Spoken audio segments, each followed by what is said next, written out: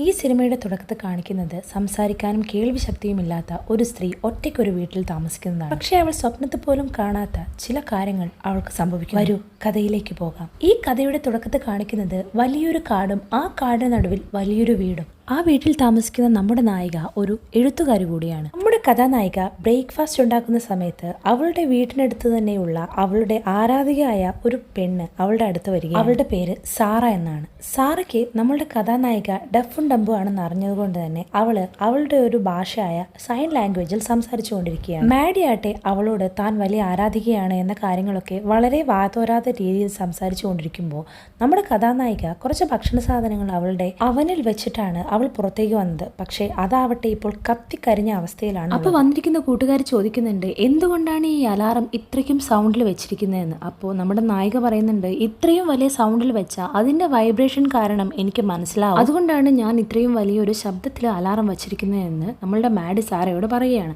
അങ്ങനെ സംസാരിച്ചു കൊണ്ടിരിക്കുമ്പോൾ സാറ പറയുന്നുണ്ട്, ശരി ഞാൻ വീട്ടിലോട്ട് ക്ഷണിക്കുന്നുണ്ട്, നിങ്ങൾക്ക് സമയം കിട്ടുമ്പോൾ വായോ എന്ന് പറഞ്ഞ് സാറ പോകുന്നു. അതിനുശേഷം നമ്മളുടെ മാഡി അവളുടെ വർക്കിലേക്ക് കടക്കുകയാണ്. മാഡിക്ക് ശരിക്കും അവളുടെ കേൾവി ശക്തിയും സംസാരശേഷിയും നഷ്ടപ്പെടാൻ കാരണം അവൾക്ക് 13ാമത്തെ വയസ്സിൽ ബാക്ടീരിയൽ മെനിഞ്ചൈറ്റിസ് എന്ന അസുഖം കാരണമാണ് ടെമ്പററി ആയിട്ട് അവളുടെ കേൾവി ശക്തിയും സംസാരശേഷിയും നഷ്ടപ്പെട്ടത്. പക്ഷേ അത് പിന്നെ അവൾക്ക് തിരിച്ചു കിട്ടിയിരുന്നില്ല. മാഡി അവളുടെ കഥകൾ എഴുതിക്കൊണ്ടിരിക്കെ അവൾക്ക് ബോയ് ഫ്രണ്ടിന്റെ അടുത്തുനിന്ന് ഒരു കോൾ വരുന്നുണ്ട്. പക്ഷെ അവള് ബ്രേക്കപ്പ് ആയിട്ട് കുറച്ച് നാൾ എന്തിനായിരിക്കും അവനിപ്പോൾ വിളിച്ചതെന്ന ആകാംക്ഷയോടെ അവൾ തിരിച്ചു വിളിക്കുന്നുണ്ടെങ്കിലും പിന്നീട് അവൾ അയ്യോ വേണ്ടിയിരുന്നില്ല എന്ന ചിന്തയിൽ ആ കോൾ കട്ട് ചെയ്യുന്നുണ്ട്. പക്ഷെ ഇത് അവൻ കണ്ടതിന് ശേഷം അവൻ അവളുടെ ഫോണിലേക്കും ലാപ്ടോപ്പിലേക്കും അങ്ങനെ മാറി മാറി വിളിച്ചുകൊണ്ടേയിരിക്കും. അങ്ങനെ അടുത്ത സീനിൽ കാണിക്കുന്നത് മാഡി ഭക്ഷണമൊക്കെ കഴിക്കാൻ നോക്കുമ്പോൾ നമ്മുടെ നേരത്തെ കണ്ട സാറ എന്ന അവളുടെ ഫ്രണ്ട് ഓടി വന്ന് മാഡിയുടെ കഥയിൽ തട്ടുന്നതാണ്. പക്ഷെ മാഡി ഇതൊന്നും കാണുന്നില്ല. നമുക്കിവിടെ മനസ്സിലാകുന്നത് സാറയെ ആരോ ഒരാൾ അറ്റാക്ക് ചെയ്യുകയാണ്. ഒരു മാസ്ക് ഇട്ടൊരു വ്യക്തി കത്തി കൊണ്ട് സാറയെ വളരെ ക്രൂരമായി കുത്തിക്കൊന്നുകൊണ്ടിരിക്കുകയാണ്. പക്ഷെ സാറയാവട്ടെ അവളുടെ ജീവന് വേണ്ടി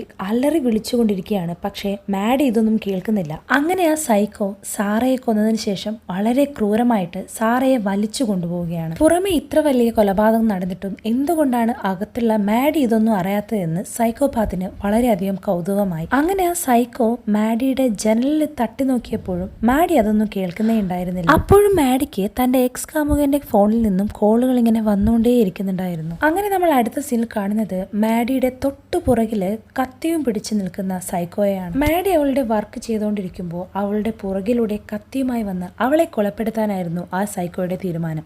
പെട്ടെന്നാണ് മാഡിയുടെ അനിയത്തി വീഡിയോ കോൾ ചെയ്യുന്നത്. അത് കണ്ട സൈക്കോ ഒരു ഭാഗത്തേക്ക് മാറി നിൽക്കുകയും ചെയ്തു. അങ്ങനെ മാഡി അനിയത്തിയെ വിളിച്ച് കോള് കട്ട് ചെയ്ത സമയത്താണ് നമ്മൾ കാണുന്നത് ആ ഒരു സൈക്കോ കില്ലർ മാഡി അറിയാതെ അവളുടെ ഫോൺ എടുത്ത് മാറ്റുന്നു. അനിയത്തിയുമായി സംസാരിച്ചതിന് ശേഷം മാഡി വളർത്തുന്ന പൂച്ചയ്ക്ക് ഭക്ഷണം കൊടുക്കാൻ വേണ്ടി മാഡി കുറെ നേരമായി പൂച്ചയെ വിളിച്ചുകൊണ്ടിരിക്കുകയാണ്. പക്ഷേ പൂച്ചയെ ആ സ്ഥലത്തൊന്നും കാണാതായപ്പോൾ മാഡി ശരിക്കും പാനിക് ആവുന്നുണ്ട്. അതിനുശേഷം മാഡി അവളുടെ ചാറ്റ് തുറന്ന് നോക്കുമ്പോഴാണ് അവൾ ശരിക്കും ഞെട്ടുന്നത്. അവളുടെ ഇപ്പോഴുള്ള ഫോട്ടോ അവളുടെ ചാറ്റ് റൂമിൽ വന്നിരിക്കുന്നു.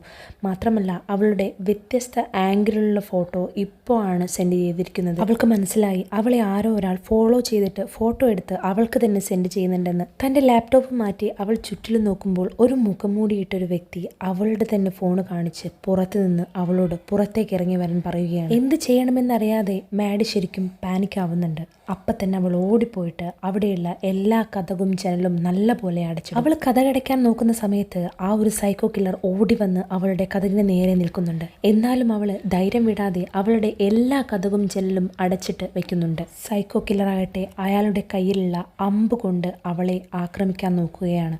അയാളുടെ കയ്യിലുള്ള അമ്പ് അവളെ കാണിച്ച് ശരിക്കും ഭീഷണിപ്പെടുത്തുന്നുണ്ട്. അവളുടെ കതക് ശക്തമായിട്ട് തുറക്കാൻ അയാൾ ശ്രമിക്കുന്നുണ്ടെങ്കിലും അതിന് സാധിക്കുന്നില്ല. മാഡിയുടെ ഫോണ് ആ ഒരു സൈക്കോ കില്ലറുടെ കയ്യിലാണെങ്കിലും അയാൾ എന്തെല്ലാമോ കാര്യങ്ങൾ ആക്സസ് ചെയ്യുന്നുണ്ട്. അങ്ങനെ ലാസ്റ്റ് മാഡി 911ലേക്ക് വിളിക്കുമ്പോൾ അവൾക്ക് കോള് കണക്റ്റ് ആവുന്നില്ല. കാരണം അയാൾ അവിടെയുള്ള വൈഫൈ പാസ്വേഡ് എല്ലാം ചേഞ്ച് ചെയ്ത് വെച്ചിരിക്കുന്ന കാരണം മാഡിക്ക് സിഗ്നൽ കിട്ടും. അങ്ങനെ അയാളെ ഭയന്ന് ഒരു സ്ഥലത്ത് ഒളിച്ചിരിക്കുന്ന മാഡി അയാളെ കാണുന്നുണ്ട്.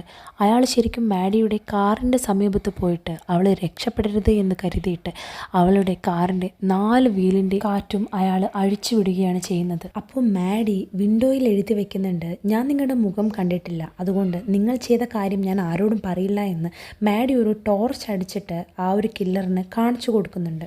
എന്നാൽ നമ്മുടെ കില്ലറോ നിന്നെ ഞാൻ വെറുതെ വിടാൻ ഉദ്ദേശിച്ചിട്ടില്ല എന്ന ഭാവത്തിൽ തന്നെയാണ് അയാളുടെ മുഖം മൂടി മാറ്റി അവൾക്ക് ശരിക്കും അയാളുടെ മുഖം കാണിച്ചു കൊടുക്കുകയാണ്. മാഡി ഇതും കൂടി എഴുതുന്നുണ്ട്, എൻ്റെ ബോയ് ഫ്രണ്ട് ഇപ്പോൾ വരും, നിനക്ക് ഇവിടുന്ന് പോകുന്നതാണെന്ന് നല്ലതെന്ന് പറയുമ്പോൾ തന്നെ അവൻ പറയുന്നുണ്ട്, നിനക്ക് എത്രമാത്രം നീ രക്ഷപ്പെടാൻ ശ്രമിക്കുന്നു അത്രയ്ക്കും ദുർഘടമായിരിക്കും നിൻ്റെ മരണം എന്ന്.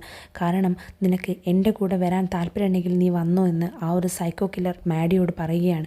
പക്ഷെ മാഡി ശരിക്കും പേടിച്ച് അവളുടെ റൂമിൽ തന്നെ നിൽക്കുകയാണ് ചെയ്യുന്നത്. ഇതും പറഞ്ഞ് ആ ഒരു സൈക്കോ കില്ലർ അവിടെ നിന്ന് മാറി നിൽക്കുന്നുണ്ടെങ്കിലും മാഡി വേഗത്തിൽ തന്നെ പോയി അവളുടെ കയ്യിൽ കിട്ടുന്ന എല്ലാ ആയുധങ്ങളും ശേഖരിച്ച് വെക്കുകയാണ്. ഒരു കത്തി അവൾക്ക് കിട്ടിയിട്ടുണ്ട്. അവളത് അവനെ കൊല്ലാൻ വേണ്ടി എടുത്തു വെച്ചിരിക്കുകയാണ്. അവൾ ആ കത്തിയെ എടുത്തിട്ട് അയാൾ എവിടെ പോയി എന്ന് ആ ഒരു ഡോറിൻ്റെ പുറത്തേക്ക് നോക്കുമ്പോൾ അയാളെ എവിടെയും അവൾ കാണുന്നില്ല. അങ്ങനെ അവൾ ലാസ്റ്റ് ഡോറിൻ്റെ സമീപത്ത് ഒരു മേശ തള്ളി വെക്കുമ്പോൾ അവന് ജനാലേൻ്റെ ഉള്ളിൽ കൂടെ അവളെ തന്നെ വീക്ഷിച്ചു കൊണ്ടിരിക്കുകയാണ്. ഒരു റൂമിൽ ഒളിച്ചിരിക്കുന്ന മാഡിയെ അവൻ ആ മരിച്ചിരിക്കുന്ന ആ ശവം എടുത്തു കൊണ്ടുവന്നിട്ട് തട്ടി വിളിക്കുകയാണ്, ദാ ഞാൻ ഇവിടെ ഉണ്ട് എന്ന് പറഞ്ഞുകൊണ്ട് മാഡിയെ അവൻ കൂടുതലായിട്ട് പേടിപ്പിച്ചുകൊണ്ടിരിക്കുകയാണ് ചെയ്യുന്നത്. അങ്ങനെ മാഡിക്ക് ഒരു ഐഡിയ തോന്നുന്നുണ്ട്, പുറത്ത് മരിച്ചു കിടക്കുന്ന സാറയുടെ അരിയത്ത് ഫോണുണ്ട്. അപ്പോൾ ഈ ഒരു സൈക്കോ കില്ലറിൻ്റെ ശ്രദ്ധ മാറ്റി തിരിച്ചിട്ടുണ്ടെങ്കിൽ സാറയുടെ പോക്കറ്റിൽ നിന്ന് അവർക്ക് എങ്ങനെയെങ്കിലും ആ ഒരു ഫോൺ എടുക്കാമെന്ന്. അപ്പോൾ മാഡിയുടെ കാറിൻ്റെ കീ ഉപയോഗിച്ച് കാറിൻ്റെ സൈറൻ മുഴക്കിയിട്ട് അവൻ്റെ ശ്രദ്ധ തിരിക്കുന്നുണ്ട്. അവൻ ആ കാറിൻ്റെ സമീപത്തേക്ക് പോകുന്ന സമയത്ത് മാഡി പെട്ടെന്ന് പുറത്തേക്ക് വന്ന് സാറയുടെ പോക്കറ്റിൽ നിന്ന് മൊബൈൽ എടുക്കുന്നുണ്ട്. ഇത് കണ്ട ആ ഒരു സൈക്കോ കില്ലർ ഓടി വന്ന് മാഡി അടയ്ക്കാൻ ശ്രമിക്കുന്ന ജനൽ തുറക്കാൻ ശ്രമിക്കുന്നുണ്ടെങ്കിലും മാഡി അതിൽ നിന്നും വളരെയധികം ശക്തി ഉപയോഗിച്ചിട്ട് ആ ഒരു ഡോർ ക്ലോസ് ചെയ്യുകയാണ് ചെയ്യുന്നത്. പക്ഷേ ഇതൊന്നും അവൻ സമ്മതിക്കാതിരുന്നപ്പോൾ മാഡി ഒരു ചുറ്റികയെടുത്ത് അവൻ്റെ കൈക്ക് ആഞ്ഞടിക്കുമ്പോൾ അവൻ ആ ഡോർ വിടുന്നുണ്ട്. മാഡിയുടെ ഈ ഒരു റിയാക്ഷൻ കാരണം അവന് ശരിക്കും മാഡിയെ കൊല്ലണം തന്നെയുള്ള വിചാരം വീണ്ടും വീണ്ടും മനസ്സിൽ വന്നുകൊണ്ടിരിക്കുകയാണ്. അവൻ പോകാൻ വേണ്ടി കാത്തിരിക്കുകയാണ്, ഒന്ന് രക്ഷപ്പെടാൻ അവിടുന്ന്. അവൻ മെല്ലെ താഴോട്ടേക്ക് പോകുന്ന സമയത്ത് അവൻ പോകുന്ന വൈബ്രേഷൻ മനസ്സിലാക്കിയിട്ട് അവളുടെ സിറ്റ് ഔട്ടിൽ നിന്ന് നേരെ പുറത്തേക്ക് ഓടാൻ ശ്രമിക്കുകയാണ്. പക്ഷേ അത് പെട്ടെന്ന് തന്നെ അവൻ കണ്ടെത്തിയിട്ട് അവൻ്റെ ആ ഒരു കയ്യിലുള്ള അമ്പ് അവളുടെ കാലിന് തന്നെ ഏഞ്ഞിട്ട് അവൾക്ക് വേദന കൊണ്ട് അവൾ പൊളയുകയാണ്. അങ്ങനെ അവൻ്റെ കയ്യിൽ പെടരുതെന്ന് വിചാരിച്ചിട്ട് അവൾ വേഗത്തിൽ ഓടി അവൾ തിരിച്ച് വീട്ടിലോട്ട് കയറുന്നുമുണ്ട്. അങ്ങനെയും രക്ഷപ്പെടാൻ കഴിയില്ല എന്നറിഞ്ഞ മാഡി ഒരു ടോർച്ച് ലൈറ്റ് കത്തിച്ചിട്ട് അവളുടെ വീടിനടുത്തുള്ള ഒരു കാട്ടിലോട്ടേക്ക് വലിച്ചെറിയുകയാണ്. കാരണം അവൻ്റെ ശ്രദ്ധ തിരിക്കാൻ വേണ്ടിയിട്ട്. അങ്ങനെ ആ ഒരു ഭാഗത്തേക്ക് അവൻ പോയ സമയത്ത് മാഡി മെല്ലെ താഴോട്ടിറങ്ങാൻ ശ്രമിക്കുമ്പോൾ അവൻ ശരിക്കും മനസ്സിലാക്കുന്നുണ്ട് അവൾ എവിടെയാണുള്ളതെന്ന്. അങ്ങനെ അവൻ അവളുടെ പുറകെ തന്നെ വന്നിട്ട് അവളുടെ കാലിന് തന്നെ ഒരു അമ്പെയ്യുകയാണ് ചെയ്യുന്നത്. മരണവേദനയിൽ മാഡി പിടയുമ്പോൾ അവൻ മെല്ലെ ആ ഒരു ജനലിലൂടെ മുകളിലോട്ട് കയറി വരുന്നത് മാഡി കാണുന്നുണ്ട്. അപ്പം തന്നെ അവൻ്റെ കയ്യിലുള്ള ആയുധം പിടിച്ച് വാങ്ങിയിട്ട് അവൻ്റെ മുഖത്ത് തന്നെ ഒരു ആഞ്ഞു വീശിയിട്ട് അവൻ നിലത്ത് വീഴുന്നുമുണ്ട്. അങ്ങനെ മാഡിക്ക് ഈ ഒരു സാധനം എങ്ങനെയാണ് ഉപയോഗിക്കേണ്ടതെന്നറിയാതെ മാഡി പെട്ടെന്ന് തന്നെ അവളുടെ റൂമിൽ കയറി വാതിലടയ്ക്കുന്നുണ്ട്. ഇപ്പം ആ ഒരു ആയുധം മാഡിയുടെ കയ്യിലാണുള്ളത്.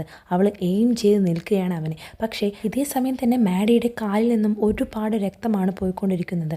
അപ്പോൾ താഴെ മാഡിയുടെ ബോയ് ഫ്രണ്ട് ഇവളെ അന്വേഷിച്ച് വന്നിരിക്കുകയാണ്. മാഡിയെ അവിടെയൊന്നും കാണാതായപ്പോൾ ശരിക്കും ബോയ് ഫ്രണ്ടിന് ടെൻഷൻ ആവുന്നുണ്ട്. അപ്പം തന്നെ നമ്മുടെ സൈക്കോ കില്ലർ ഇവൻ വന്നതറിഞ്ഞിട്ട് അവൻ്റെ ടോർച്ചും എടുത്ത് വന്നിട്ട് ആരാണ് നിങ്ങളെന്ന് ചോദിക്കുന്നുണ്ട് നമ്മുടെ ബോയ് ഫ്രണ്ടിനോട്. അപ്പോൾ ആ ബോയ് ഫ്രണ്ട് പറയുന്നുണ്ട്, സാർ ഇവിടെയുള്ളത് എൻ്റെ ഗേൾ ഫ്രണ്ടാണ് എന്ന്. അപ്പോൾ നമ്മുടെ സൈക്കോ കില്ലർ പറയുന്നുണ്ട്, ഇവിടെ കുറേ നേരമായിട്ട് എന്തോ ഒരു പ്രശ്നം നടക്കുന്നുകൊണ്ട് ഞങ്ങൾ പെട്രോളിങ്ങിന് വന്ന പോലീസാണെന്ന് പറയുന്നുണ്ട്.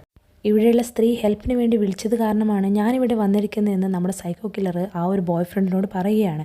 പക്ഷേ അപ്പം തന്നെ നമ്മുടെ ബോയ് ഫ്രണ്ടിന് ഒരു സംശയം വരുന്നത്, എനിക്ക് മാഡിക്ക് ഫോൺ ചെയ്യാൻ കഴിയില്ലല്ലോ. അങ്ങനെ അയാൾ തിരികെ അയാളുടെ ഫോണ് പോക്കറ്റിലിടുമ്പോൾ മാഡിയുടെ ഒരു കമ്മൽ നിലത്ത് വീഴുന്നുണ്ട്.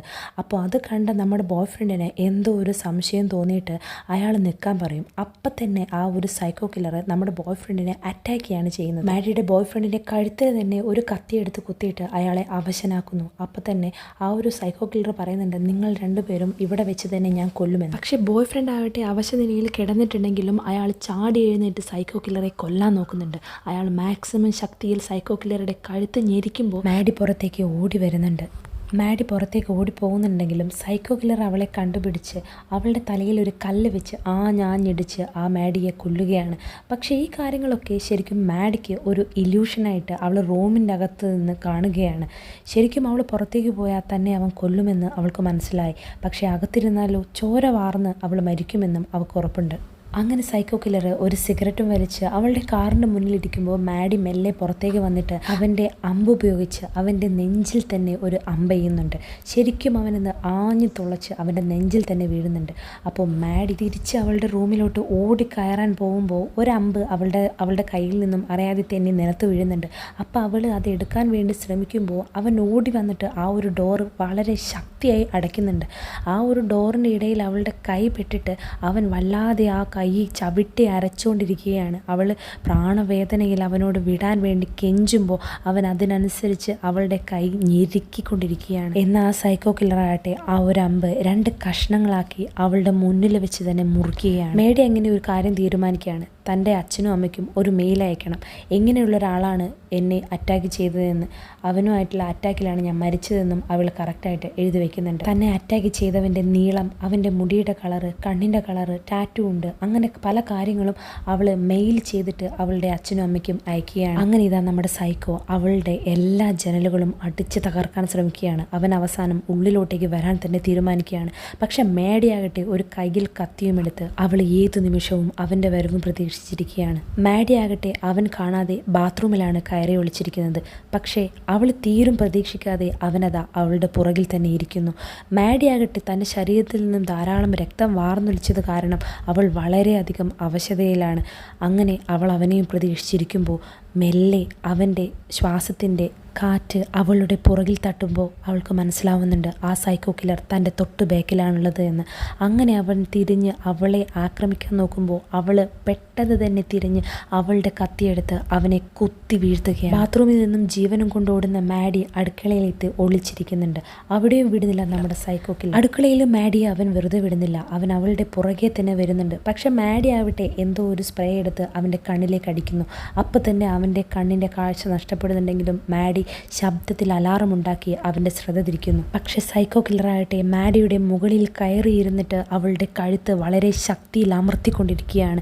ഏകദേശം മാഡി മരിക്കാൻ പോയി എന്ന സമയം വന്നപ്പോൾ മാഡിക്ക് ശരിക്കും ഒരു ബിയർ ഓപ്പണർ കിട്ടിയിട്ട് അവൻ്റെ ചങ്കിൽ തന്നെ അത് കുത്തിയിറക്കുകയാണ്. മാഡി ആകട്ടെ അവളുടെ ശരീരത്തിൽ മരിച്ചു വീണിരിക്കുന്ന ആ ഒരു സൈക്കോ കില്ലറെ തള്ളി മാറ്റി മാഡി അങ്ങനെ എമർജൻസി സർവീസിലേക്ക് കോൾ ചെയ്യുകയാണ്. അങ്ങനെ അവസാനം നമ്മുടെ മാഡിയുടെ വീട്ടിലോട്ട് എല്ലാ എമർജൻസി സർവീസിൻ്റെ ആൾക്കാരും വരുമ്പോഴും മാഡി അവളുടെ പൂച്ചയും തലോടി ഇരിക്കുകയാണ്.